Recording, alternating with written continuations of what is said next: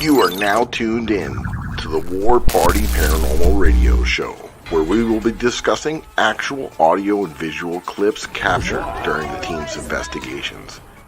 Hear firsthand eyewitness accounts from fellow team members and special guests.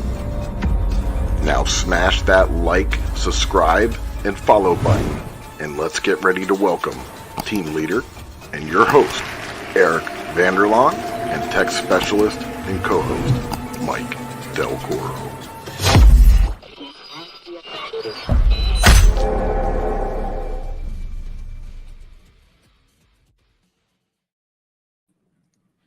Happy Monday, everybody. What is up? Been a hectic Monday for me, but we got a good one tonight, man. I'm Eric Vanderlaan, your host and team leader of War Party Paranormal research team, and right over there. Hey, good evening, ladies and gentlemen, boys and girls. My name is Mike Del Coro. I am a tech specialist and investigator with War Party Paranormal, and we got a great show for you guys tonight. Hell yeah. Eric, tell you what we're getting into. Yep, we got a treat tonight. We're lucky to have Daryl Marston back on our show. Amazing investigator. You may know him from A&E's Ghost Hunters, Paranormal Warehouse. He has an amazing book that's out now. And I believe we lost him, but I'm sure he'll pop right back on. And oh, there he is. All right, cool. So we got a little intro. And I believe this time Mike did this one. Thank you, Mike. Yeah, no worries, man. All right. You guys ready? Yeah, let's do it. Here we go.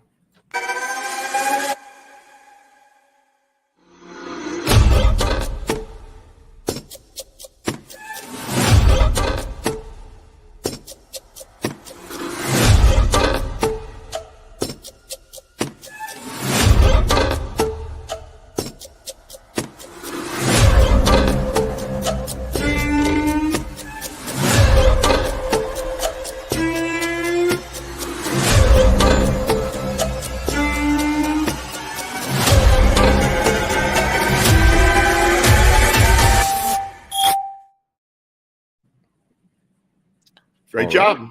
Thank you, sir. You done well. You done good. So, yeah. So we got to go. Without further ado, we're not going to waste any time because I'm sure this show is probably going to go. It's going to seem like 1 minute. It's going to go by so fast. So, yeah, we got some interesting stuff to talk about. So, hey, Daryl, what's up, Daryl? Welcome back. What's up, guys? Thanks for having me. Yeah, man. Thanks for coming on. So, yeah, man, it's been a little while, but happy to have you back. And you got a new book coming out soon that we wanted to tell everybody about. It's called the Horrors of the House of Wills, right? Yeah.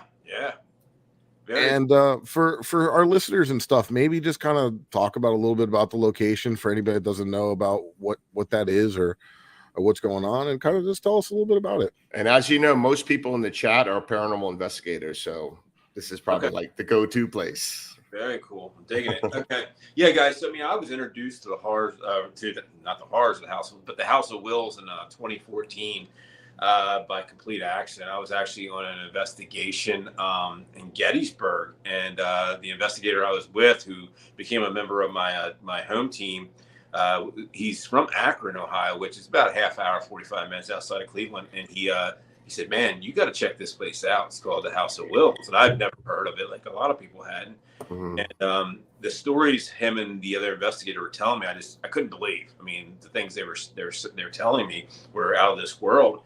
So next thing, long story short, about 3-4 weeks later, I decide, I'm going to head up there and check it out. And so me and another investigator named Keith, we drove up to Cleveland, and we got there, and there was 4 of us all together between the two who live up there, Stephanie and Greg, who are in the book. The 4 of us investigate this location. And the way I explain the House of Wills, I'm always asked what it felt like to walk in, to the building, what it felt like in there.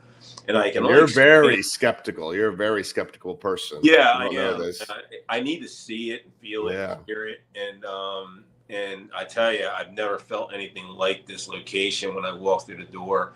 I can only explain it as not so much as the building is haunted by spirits of humans and and things of that nature, but it's a living entity, a living organism, and it feeds off your energy. It feeds off the energy of the investigators or whoever who is entering the building, and that's how I explain it to people, and that's how I felt when I was there. It was an energy that I've never felt before. It was a dark energy.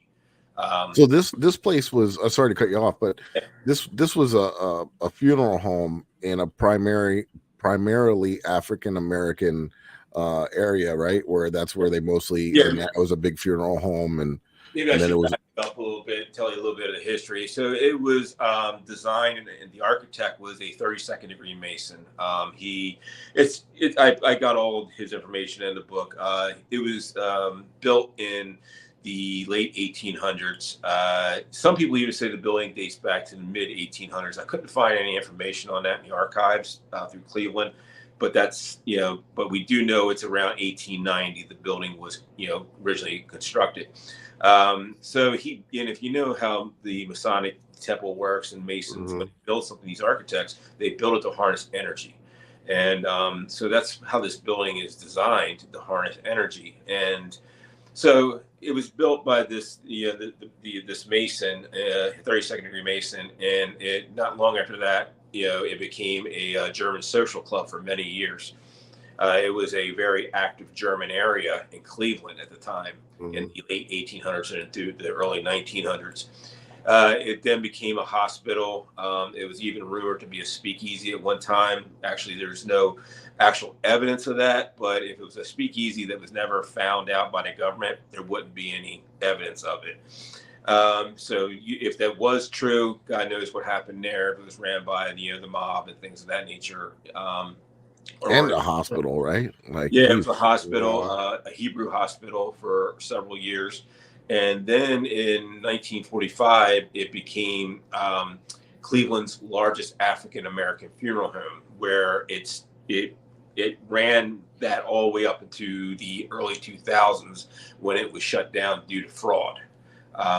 Mr. Wills, who originally purchased the building and turned it into a funeral home, he passed away in 1971, and he left it to his family to run. It did well for several years after that, but it just never ran quite the way it did before, and it fell into disrepair, and there were some fraud issues that happened in the early 2000s where actually some people went to prison over. Then it sat vacant for about 9 or 10 years, just out there, people vandalizing it, breaking in, stealing the copper out of the walls, everything, and it finally around 2011, 2012, a gentleman named by the name of Eric Freeman purchased the property. Now, Eric Freeman, and this is all public knowledge, I always say that just to let people know. I'm not saying anything that's... And he's a very eclectic guy, right? Yeah. Eric Freeman, I know him, rather well now because I had to get permission from him to write the book. And he is a high-ranking priest in the Church of Satan, the New Church of Satan. And he used to belong to the Church of Satan before that.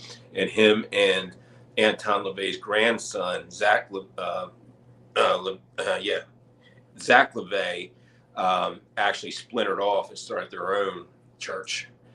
And he purchased the building, and he brought his beliefs into the building. So you have all these layers of German social club built by the high-ranking Mason, a hospital. It's like a perfect storm for... It is. It's layer activity. upon layer of good and bad. Don't get me wrong. It wasn't always bad stuff there. It was even Martin Luther King actually visited there during the Civil Rights Movement and did a speech there. We actually found these archives in the attic of the flyers, Martin Luther King flyers, which were very, very cool. Wow, very cool. Awesome. There was dozens of them in the attic. So you had that, and then you have Eric coming in, bringing his beliefs, and nothing against his beliefs. I'm a Christian, and he can worship whoever he wants. And I quite honestly, I've come to know Eric, and I wouldn't say he's an evil person. not in any way, shape, or form. Right. He has this belief system, and he's a very articulate person, very smart, very intelligent. He's a businessman, and he's actually trying to give back to the community by turning this into a community center for East Cleveland, which, kudos to him for that. And I'm hoping, opening people's eyes to this location and having them visit there will help him do that. But you have these layers of all good and bad. There's been murders in the building, murders on the property, and things of that nature as well, all in this time period. And I think that has a lot to do with why this place is so dark in energy, the energy that you feel in this building. And do you think Eric might have been drawn to this place and purchased this place because there might be dark energy? He even admits that. Okay. Because he's not originally from Cleveland. He's from California. And I don't know how he actually ended up in Cleveland, but he used to pass the building every day. And he told me that he heard the building calling to him every day. There was no for sale signs on the building or anything, nothing of that nature. So he contacted the city, and he purchased the building from the city because it had been sitting there. They were actually going to tear it down. And so he purchased the building. He just fell in love with it. And I wrote in my book, I kind of feel like him not so much being the owner, but more as a steward to the building. He's drawn to it. It's kind of which is really great, though, in a way, that he did purchase this building to keep it from being destroyed because of you said there was a lot of history there. Martin Luther King, different things, the African American community, and then going back to the Masons. So it's actually good that they kept this building there for the history and things like that. Is it restored now? Completely restored? He's been working on it for a good 10, 11 years now. It's a huge location, and it would take millions. And it would take multiple millions of dollars to get it back to where it was. Believe me, he's put a new roof on the building and everything. That was the first step, and he's done all kinds of. And it's like a Victorian mansion, right? It's more than that. It's got an entire cathedral inside of it, in the middle of it. That cathedral could see a couple hundred people. It's huge. It's a huge, you can't tell from the front of the building until you go to the side of the building, which the pictures are in the book, and you can see how big it is. It takes up an entire quarter of the block. It's a huge building. It's like a maze inside. There's multiple. There's rooms inside of rooms. You couldn't investigate it in one night, that's for sure. You can. It's not like the size of a Waverly Hills or anything like that. Yeah. It's just one of those places that there's so many different spots in it that you're probably better off if you had multiple days. But you can. I investigated in about 13 hours, 14 hours, and that was the point where I had to get out of the building. I couldn't take it anymore. Wow. Yeah. And that's saying something coming from you, because I mean, how many places have you investigated? It's like accountable, right? And then and you're kind of more like us. I mean, you don't really get too freaked out. I mean, very often. I mean, we don't. There's a rational explanation for it. Yeah, I mean, or if we get an EVP or we get something. I mean, there has been times where I said, "Man, this is a little much. I got to step outside." And things of that nature. But for something to really spook you enough to write a book about it and spend a couple years doing it, it had to be something serious going on there, right? Well, yeah. And we don't like to throw around the D word, but dark energy, something like that, is because that word has been destroyed by the satanic panic is still alive and well in 2000 and whatever it is, 23 now, right. But it definitely had to be something going on there to spook you and for you to write this book, right? I could tell you how bad this location was and I did research on other investigators who've been there, and I listened to their stories, and they had a lot of the same things to say. It was the location, you had to actually step outside the building about every hour to kind of take yourself from it. Yeah, it was very dark. And that's the only place I've ever had anything that actually attached itself to me and followed me home.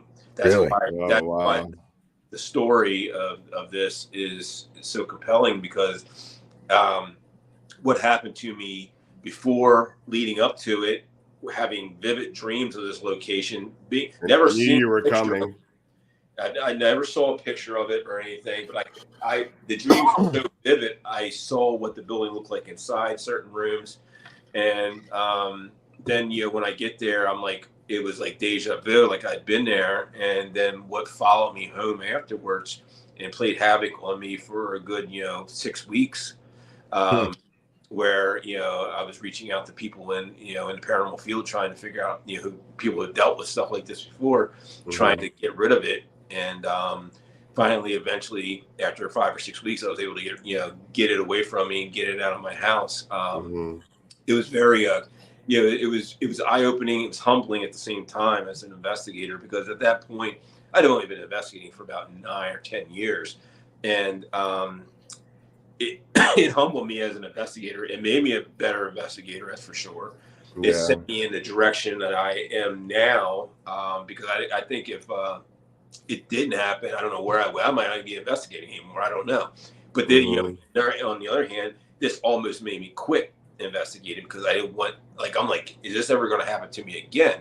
And it hasn't, thank God. And the thing with it is I think I've matured so much from it happening and having it happen to me earlier in my career. At the time, it was just a hobby at the time. Now it's a career. That it sent me in another direction. It sent me where I'm able to kind of teach people about this. And the big reason why I wrote the book is being on shows like this, podcasts like this, where people are always asking the same question: what is the craziest location you ever been to? And at the time, it was the House of Wills. I'm like, hey, and I would tell them the story, and then over the years, it came to people like, you need to write a book about this. And I'm like, I'm not an author. I don't write books, blah, blah. COVID comes along. I'm sitting on my ass for a couple months. And I just sat down one night in June of 2021 and started writing. And I didn't stop. And, here I am, 2023, September 8th, it comes out. So, yeah. And everybody that's listening, or watching, make sure that you guys check that out. You could pre-order it now through Barnes and Noble, Amazon, a couple other places. If you just Google search it, it comes up all over the place too. So the horror of the House of Wills, you're going to want to check that out, because obviously right now Daryl's kind of giving us the cliff notes of what's going on, but obviously it's a whole book. He's going to dive real into details, and you're going to want to check that out. I'm going to grab me. You're going to learn a lot too. That's for sure. Yeah, I like the merch. I like the T-shirt. Yeah, the merch is coming out soon. This is like the prototype. I just got this a couple days ago. I do have plenty of the books. I'm starting my tour here September 2nd, and I'm going to be. I'm heading to the UK in 2 weeks to do a tour. Oh, killer! I have plenty of the books with me and sign them. And you can purchase them from me directly before the book even comes out, September 8th. Yeah, and I mean, and we tell people that too. Like, I've only had one time where I think something possibly after an investigation, I've had something kind of freak me out where it followed me back to my hotel, and then I don't know how to say this the right way, but I don't really worry too much about attachments and things like that, because we have such a big team, and we have people that do cleansings and people that do sagings, and we do residentials. So we have really good psychic mediums and people that do cleansings all the time. So I know that they're a phone call away if anything did happen. So I have them, you know what I mean? We see them all the time. They're good. They're good people, and they're really good at doing what they do, because that's really not my forte. I'm more of a techie kind of guy. But knowing that I have somebody on speed dial that can help me if I run into trouble, not the saying that I'm going to push limits or anything like that, but I've only had one time, a very brief little thing like that, but it does happen. It's happened to a couple of our investigators. Happened to JP, right, Eric? Yeah. Where he had something. One thing that it's important that Daryl mentioned is when he was trying to get rid of this thing, it doesn't happen overnight. You just throw some little fairy dust and it goes away. I wish. It takes time. It's a process. And when we do our residential cases and we're helping people and we telling them what we have to do. Yeah, we got to give them homework. Involved. Yeah, you have to follow the homework, Yeah, I was lucky enough to recognize it right away and get my hands around it. I think I pretty much recognized it on the drive home that something was different, something was not right, and it was something was attached to me, because there's a part in the book you'll read where it something attached itself to me why I was on the investigation, but I was able to shake it, and like that was mind blowing. So I never had anything like that. That was like otherworldly. And there's eyewitness from the other investigators that were there that saw the whole thing go down. And the crazy part is, when I did the research on other teams that have been there, people I know before and after, and they say, hey, we had the same thing happen to one of our investigators while they were there, and it wasn't a good thing. There's been people who have been drug out of the building because they went crazy while they were in there, which I've never heard of on a location before. And these are sound-minded people, good people who just happen to be there investigating, trying to have a good time, and whatever's there decides it wants to grab onto you and use your energy for whatever reason. And I bet like after you've gone through that, like now you have like a whole different perspective on how you conduct a paranormal investigation. Yes. Like what type of things, I don't know, without giving away anything in the book, that like change your perspective, like made you change your process when you do your investigations now? Well, like I was saying, like, probably back then, being only in, 9 years, 10 years, investigating sounds like a long time, but it's really not. I mean, in the grand scheme of things, it humbled me. For one thing, it basically it tore me down, and I rebuilt myself as an investigator, and not just an investigator, as a human, a man altogether. Yeah. It set me in a completely different direction. The way I see things now, because the investigations I was doing before were like they were softball type stuff. It was a joke compared to this place. This was like big leagues, and being put in that situation, and it's like hey, you got to get your ass out of this somehow, some way. And that's what I did, and I was able to thank God I was able to pull myself out of it.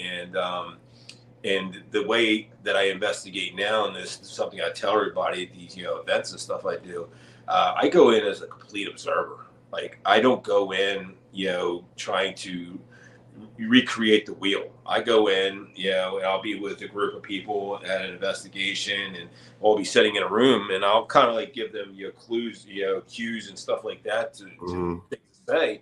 But it's their ball game, and I'm just sitting back kind of refereeing it, and I'm staying out of it, because I know what some of these places can do to you. And I'll tell people, I'm like, hey, you might not want to do that. You might not want to say this. And another thing I tell people too, don't bring any baggage into a location.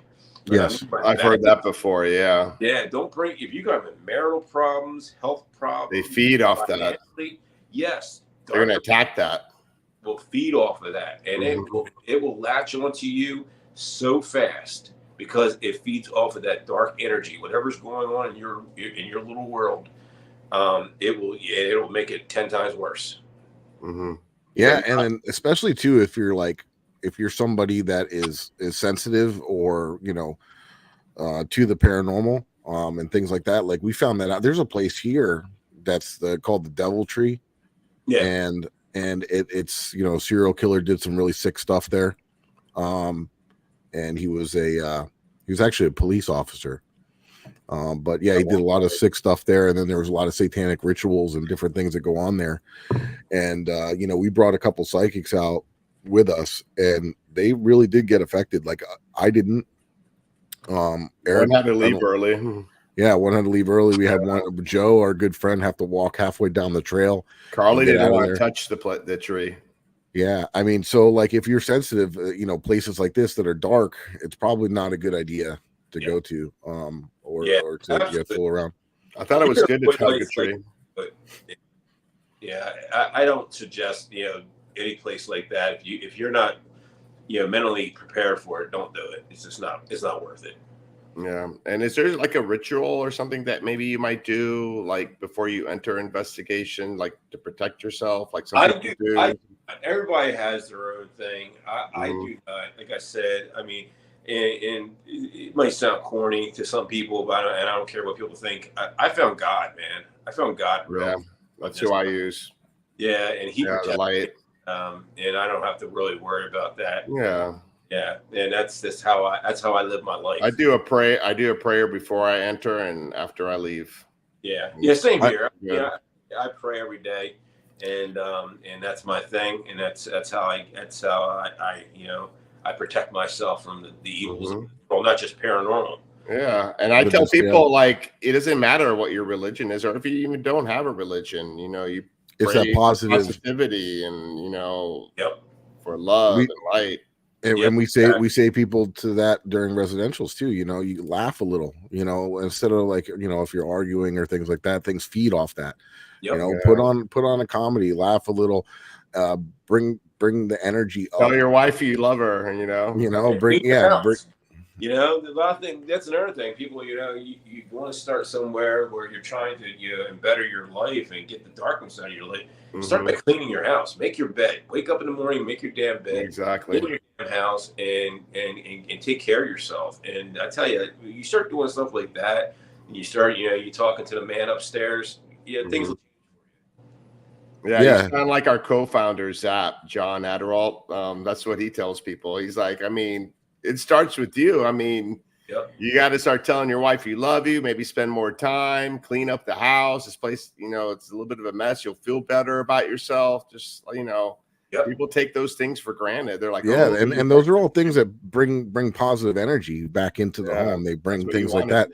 And when you bring positive energy, it disperses the dark, and people always ask me too, like, hey, do you believe in this and that and the other thing, dark stuff? And I do. I say, yes, obviously, if I believe in a higher power, without darkness, there is no light. Yeah. So yes, I do. I think it's very rare. I think a lot of times it might be a pissed off ghost, trying to scare you or doing this, you know what I mean? That's another thing is you got to be very respectful, and you got to know your boundaries are, Exactly. Yeah, we always tend to be respectful, and especially when we're leaving a location too, we tend to always say, if it matters or not, I don't know, but I always say, listen, you don't have permission. I have free will. I'm living. I'm gonna leave this building, and you don't have permission to follow me home. You're gonna stay here. We can come back and visit or whatever, but you cannot follow us. I don't know if it helps or it doesn't, but it makes me feel good, and so far it's been helping. It does help because it makes you feel good. That's positivity. Yeah, that's right. At least I could feel like that works for you. Being stern and say, like, almost like you're talking to a child, in a way, like, hey, I'm gonna leave, but you do not have permission to follow me, Absolutely. But yeah, no, definitely wild that to hear you say, and I've watched, you investigate and heard a lot of different stories, and we've talked and stuff, and for you to get like to bring home an attachment, and that had to be it was a pretty hairy spot. It was mind blowing, man. Because it's stuff that you see in movies, and it's some of the stuff that you see in some the movies like the Amityville. That happened in my house, man. I'm like, that was really happening. I'm like, this can't be real. Am I going crazy? And then when my family starts seeing it, hearing it, that's the most important thing. Okay, you're like, okay, I ain't playing this shit. This ain't gonna happen. It's me. It's one thing. Don't fuck with my family. Excuse me. Don't mess with my family. That's okay. And it's just like it's craziness, man. So it was like I say, it was very eye opening for me. It humbled me, but it made me a better investigator, and I wouldn't change it. To be honest with you, because if it didn't happen to me, I don't think I would be where I'm at today. And heading in the direction I'm heading in. Yeah. Everything for a reason. Yeah.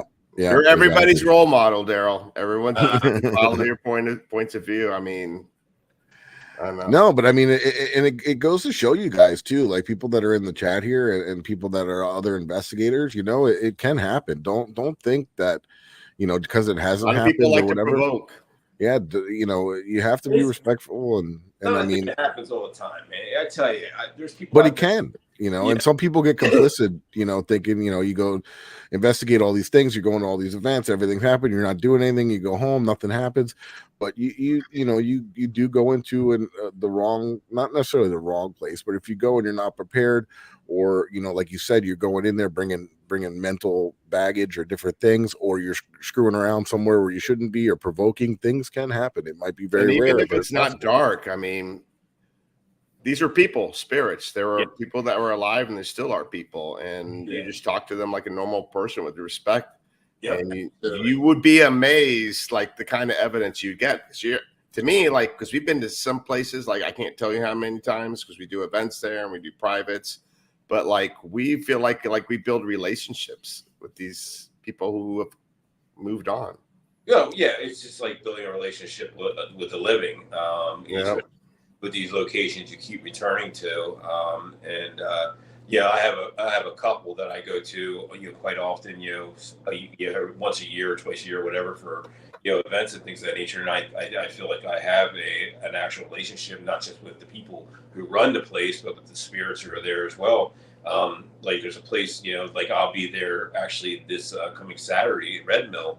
I've been investigating there for 4 years now. Like they have me back once or twice a year to do events there, and it's so prevalent. Like the EVPs have my names in them now, and when I'm not, which is that's very strange to me. I'll have people send me an EVP from Red Mill or something they captured during an event, and it's got my name in. I wasn't even in the room, or even where's Daryl? How come he didn't bring him? Remember, that's happened to us. Eric was out of town, and we did an event, and I was running the event in the one building that me and him always go to, and I was by myself in there, and I got an EVP which says, "Where's Eric?" Right. It was unbelievable. I had to call him and play it for him. I mean, you got they're human energy, man. I mean, they're body challenged. Right. Exactly. And it's like people always ask me, "Well, what's a ghost? What's a spirit?" And I try to explain. So think of it like this: your body is made up of energy. When this vessel dies, when and you leave it, that energy has to go somewhere. And where's it going to go? It's going to either move on to somewhere else, or it's going to hang around where it knows best. Its home, its job, whatever. And it's the same personality, most likely, than it was when it's alive. If you're a good person in life, you're probably going to be a good person in death. Vice versa. If you're a miserable person, or you're just one of the people, if you just you're an introvert, you're going to be an introvert in the afterlife. So they're just like us. They are us, basically. Daryl, when we die, we're going to be messing with people. That. What I know now. I mean, it's funny because going back to you saying messing with people, it's because back on the show when me and we investigated Waverly Hills, Mustafa and myself kind of figured out that there's a prankster there that's messing with people. And I was like, I'm saying, yeah, well, of course, you've been here for 100 years, you're gonna be freaking bored. And what are you gonna do? You got these paranormal investigators coming in and out of the building. You're gonna start effing with them. I would. That might have been Eric. That might have been the one that told you it was a bat, right? Yeah, I don't know if I probably mentioned this in the last show you were on, but I was at Waverly Hills and I was going up the stairwell, and all I'm looking through is my IR camera through the screen, so it's really dark, and I'm looking and like, oh, look at the bats like in the stairwell. And I put 1 foot into the hallway and 2 bats like going sideways. I couldn't even see it; they were like sputtering real fast. I'm like, what the heck was that? No, it wasn't. You didn't say what the heck. You screamed like a girl. F was that? I was on the 4th floor. I think he was on the 3rd, and I said, "Who's killing a cat?"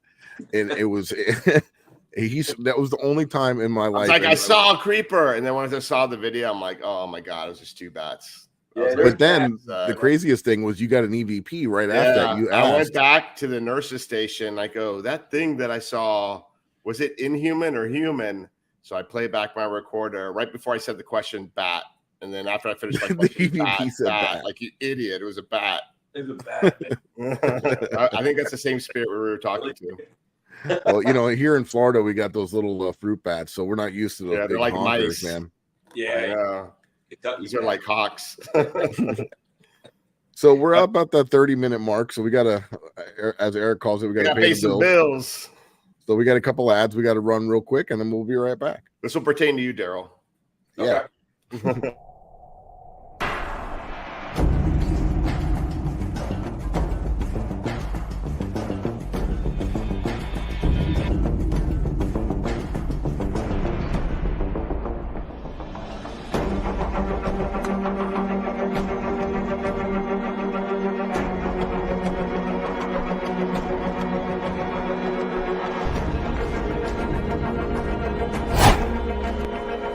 What is up, my paranormal peeps? You may be wondering why we're holding something like these in our hand, and my buddy's going to tell you all about it. The reason that we have this paranormal equipment in our hand is because we're giving a big shout out to the Ghost Hunter store, one of our sponsors. They're your one-stop shop for everything paranormal. That's right, and you may have seen some of these equipment on your favorite paranormal TV shows. Exactly, especially the Haunted Files on Paraflix. Mike's got that right.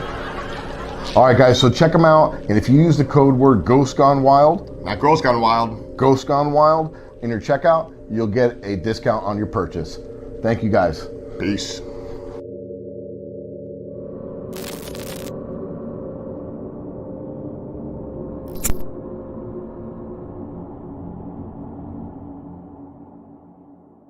What's up, my paranormal people? Eric and Mike here from the War Party Paranormal Radio Show, wanting you to remember the importance of hydration. Remember, we hunt ghosts. We don't want to turn into ghosts. Dehydration can lead to inflammation and even degenerative disease.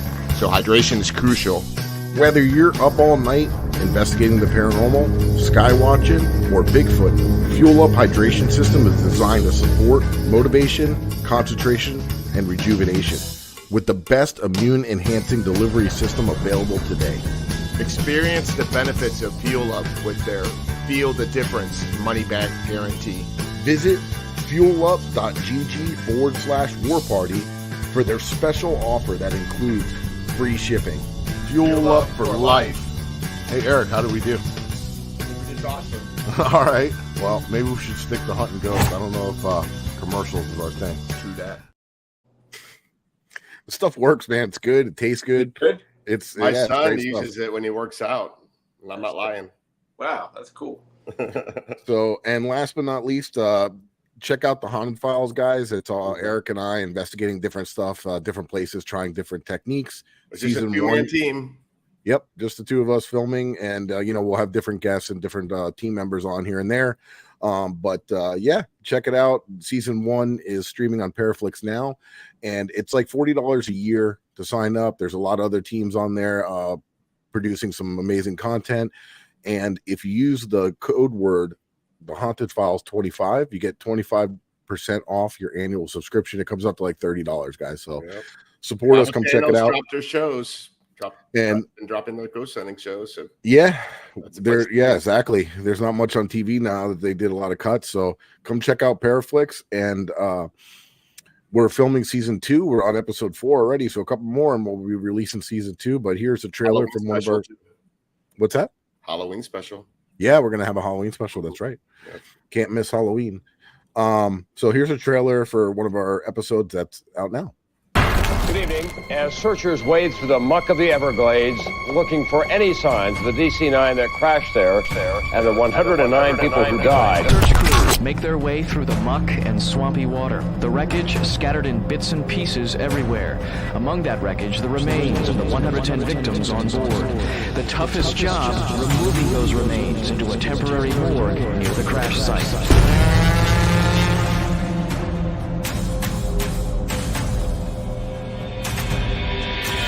So we have the EDI, which is going off like crazy. Look at that. I have no electronics on me. What ball's going on, Eric?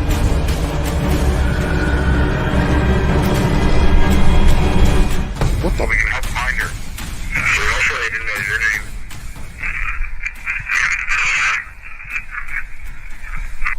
Something fly. I heard fly in there.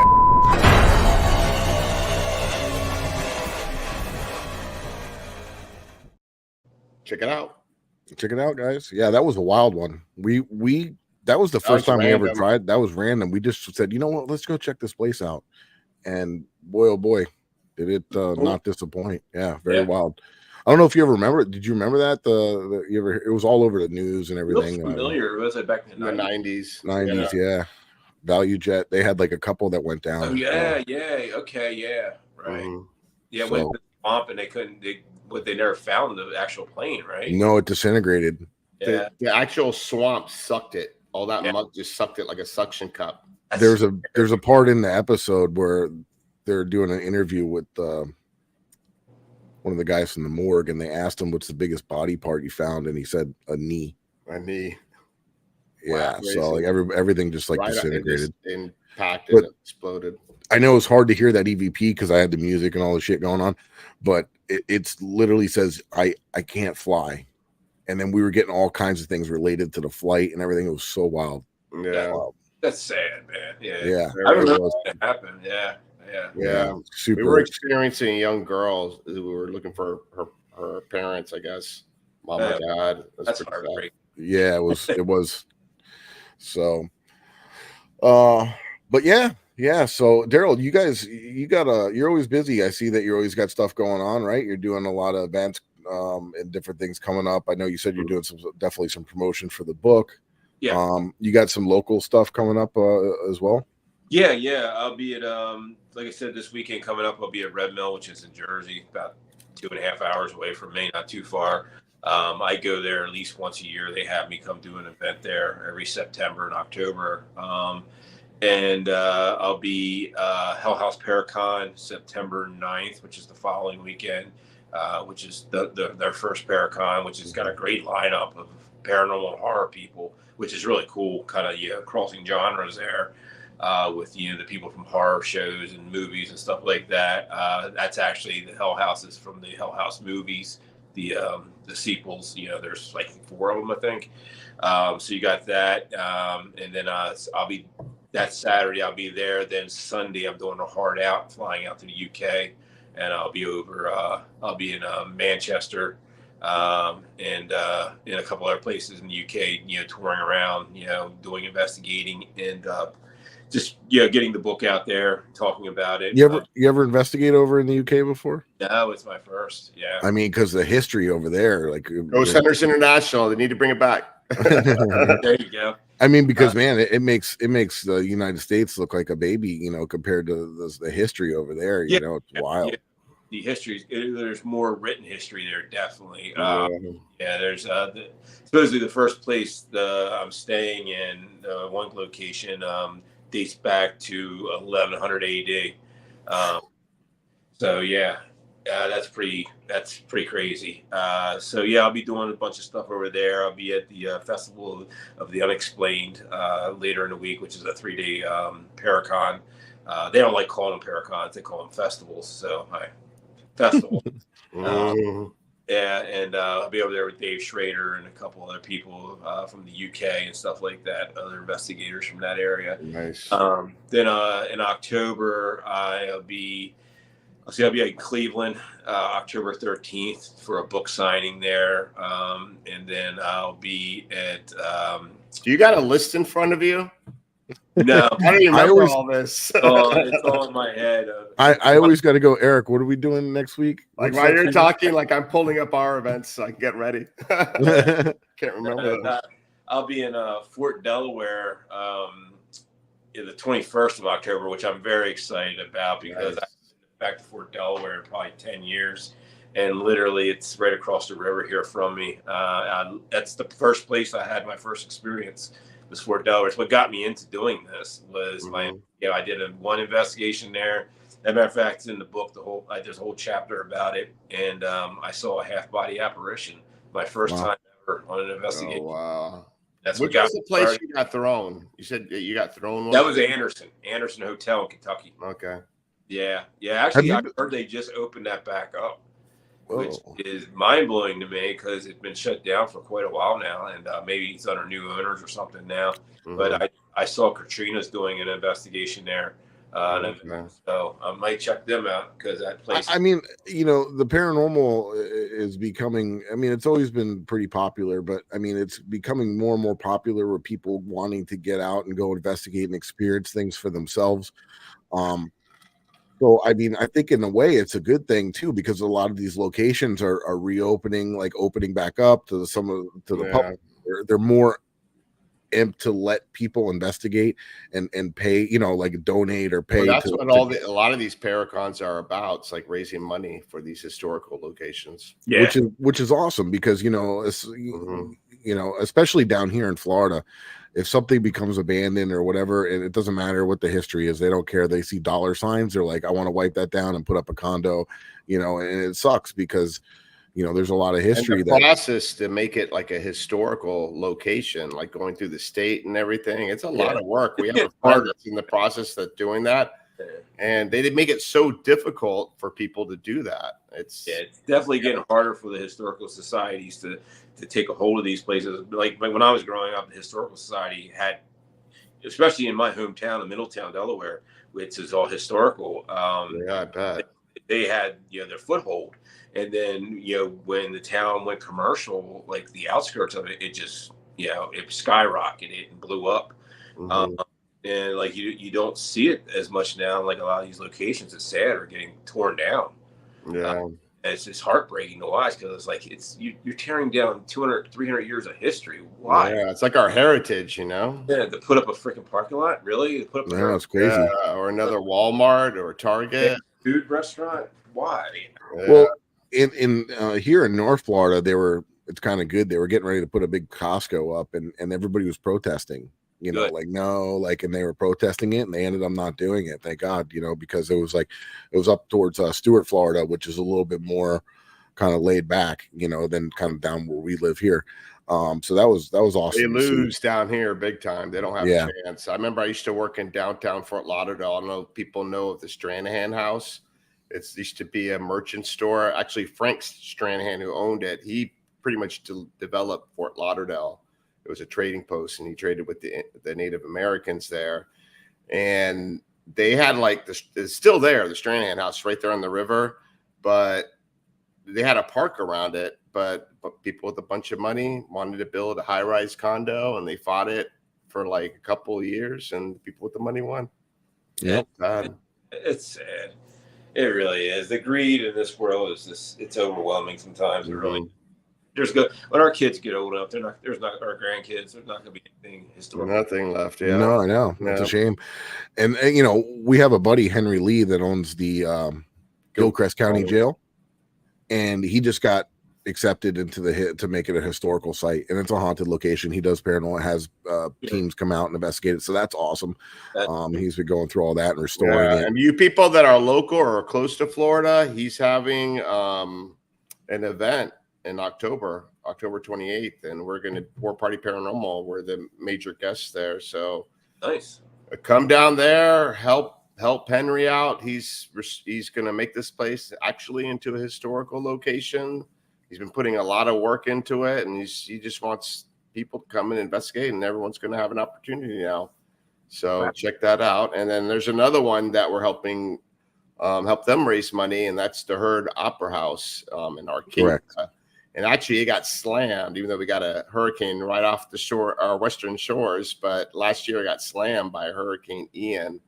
Blew out like the wall, all the historical glass and everything. Yeah, and it's amazing they did in 1 year. But they're having an event on October 14th. So go ahead. We'll be there. Eric and I will be there as guests for the Haunted Files and representing War Party Paranormal. Our buddies Outcast Paranormal will be there. Yeah, and the couple that bought it they're younger couple, man, and they're musicians. They weren't into the paranormal when they bought it until they started to experience it when they bought it. So now they're hosting some events and to raise money and stuff. So it's going towards a really good cause. Yeah. Daryl, we got to bring you down here so you can write a book about Florida. Florida. I love being down there, especially when it's cold up here. There you go. Yeah, we're nice. Working on something in the wintertime when you're getting the Arctic weather up north, and people are down here with. I can't complain too much. The last several years up here has been very mild winters, man. It's like no snow or anything. I know. Yeah, it's changed. You know what that reminds me of? Have you investigated Fort Mifflin? Yeah. Have you? Yeah, we want to go up there. We had Greg on the show not long ago, and he was showing us some of the photos that they captured there. It's pretty wild, really huh? Stuff at Fort Mifflin. Yeah, we were there, did a 2-day event. Mustafa and I did back in 2020, I think it was, or 2021, and we stayed after the event was over and everyone left, and he let us stay there for a while, and we kind of went around investigating, and we were in one of the rooms, like the powder mags, and we had a person whistling, like just like us sitting here talking, just whistling. Oh wow! It was pretty wild, man. And it was like, what? It was just me, him, and my wife and another investigator. We're just standing there like, what the hell was this? It was Isn't that pretty so wild. mind blowing? Like when you get a disembodied something like that, whistle or voice, or it's awesome. That's just It's funny because Fort Mifflin is dead behind the Philadelphia airport, which I fly out of all the time. And anytime I fly, as soon as we're landing, I can look down, especially if we're coming from the south, look down and you're flying right over the fort. It's pretty wild. Yeah, because we were just up there not long ago, and we were gonna go check it out, and we had it all set up, and then there was a little bit of scheduling conflict. They forgot that the Boy Scouts were gonna be spending the night there, so we're like, all right, you know what, that's cool. Now they can join us. They should have joined us. But we're gonna make our way back up there. We got to make our way back up to that area because there's so much, in the whole. I love that area. You're gonna see us soon going up to the events up north. So you got Penhurst and all that right there too. I mean, yeah. Oh yeah, the weekend after Whitehill was Penhurst, so we couldn't stay another week. I really wanted to go to that one. Yeah, Penhurst. Yeah, you probably wouldn't enjoy it as much because there's so many people there. But Penhurst, just to investigate. That's an amazing time. Yeah. I was going to ask you next. So do you ever get time like just to mess around and investigate like with no one around or maybe just a couple of people other than like event? You still have time for that? Yes and no. Pretty much no. When I get to mess you around, miss it? When I get to mess around, it's usually like if I go after everyone leaves, I'll hang out for a couple of hours. Like if I'm wiped out or I got to travel too far and investigate. But yeah, I mean, it's one cool thing about going to the UK. It's not going to be so much pressure on I'm doing the book signings and all that stuff, but it's going to be more like I can actually investigate a little bit too and just have a good time. Well, if you know anybody, like if you need like an assistant, like when your hand gets tired from doing all the signings, I'm available anytime. Just to let you know. Awesome. So we're getting to around that time. And guys, I'm gonna pop this up on the screen. Make sure you check it out. Like I said, Amazon, Barnes and Noble. It's coming out September. Correct me if I'm wrong. Coming out September 8th. And you could pre-order now. So make sure you check that out. And then again, Daryl, where could people find you if they want to check out what you got going on and things like that? My best way is just go on to Instagram and put in my name and it'll come with a little blue check mark. That's me. I do everything through Instagram and it kind of spreads out to Facebook and other stuff from there.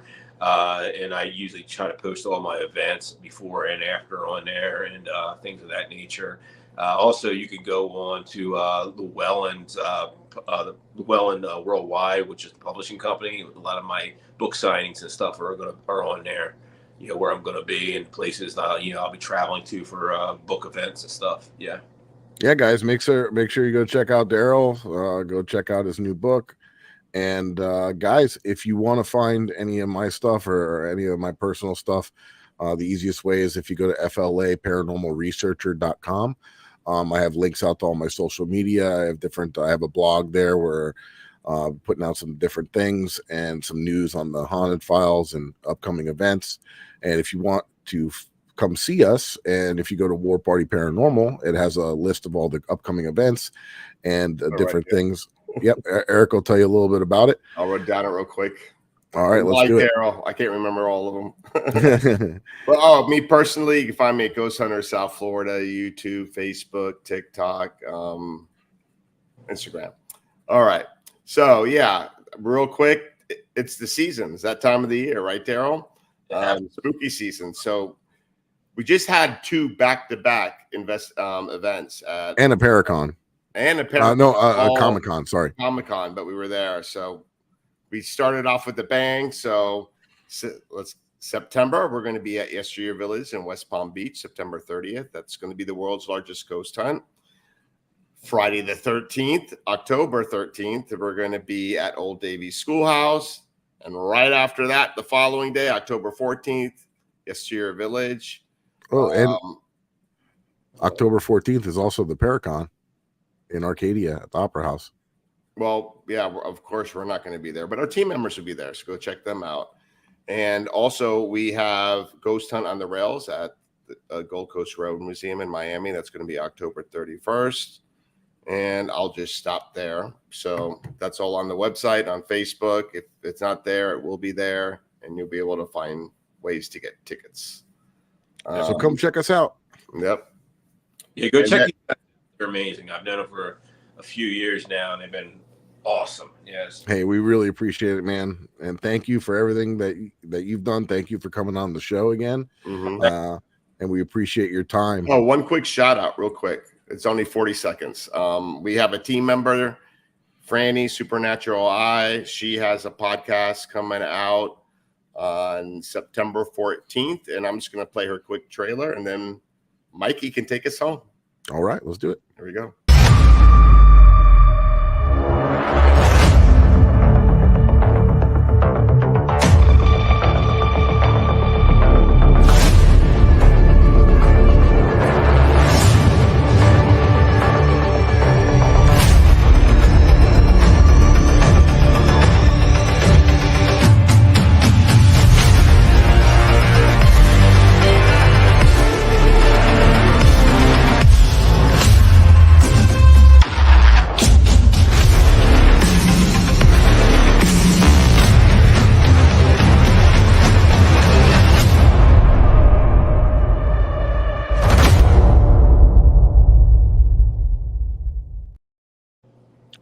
Also, real quick, another really cool place. If you're ever in Florida, I want to check it out. Casadega. It's the spiritualism capital of the United States, and they got a couple haunted locations there, and it's full of and Steven's psychic mediums, and it's very cool, very weird and cool place. Weird's good. We like weird. That's why we're on this, right, Daryl? That's right. All right, Daryl. Well, thank you so much. It's always awesome to have you on. Thanks for having me. Appreciate it. Awesome, guys. Make sure you check out his book. Thanks. Oh, and real quick, check out the KGRA Digital Broadcasting Network. They got amazing shows just like us. And yeah, don't forget Daryl's book. Daryl, show it one more time. Bam. There it is. There awesome. you go.